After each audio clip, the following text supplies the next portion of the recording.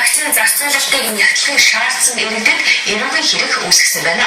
Харин Монгол Ардын намын гишүүд мөнийг ерөнхий сайд алтан хувийг эрх мэдлийг хэтрүүлэн ашиглаж, иргэдэд хууль хүчний байгууллагаар дарамт шахалт үзүүлсэн гэж тайлбарлажээ.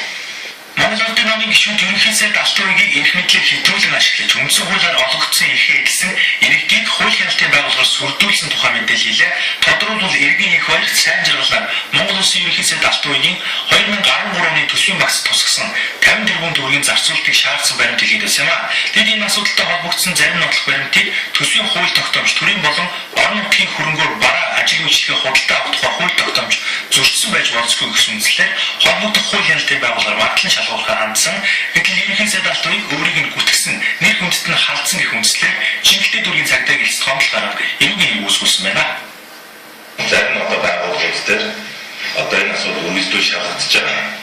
Тухайлбал улсын их хурлын төсвийн даатгалын дэд хороо үндэсний аудитын газар зэрэг байгууллагууд 2010 оны төсвийн зарцуулалттай холбоотой энэ тайлан гүйцэтгэлийн аудитын дүнг бол эцэстээ дуусаагүй. Иргэн хүн төрийн татвар төлөгчдийн хөрөнгөөр зарцуулсан хөрөнгө хуулийн дагуу зарцуулагдаж үгүй юу гэдгийг нягтлж үзэхийг хүсэж төрийн байгууллагууд өргөдөд хоног гарсныхын төлөө энэ ялчилж буруушаах, энийг айлгаж амын үдэх ийм босрон зүйл явуулж байгаа.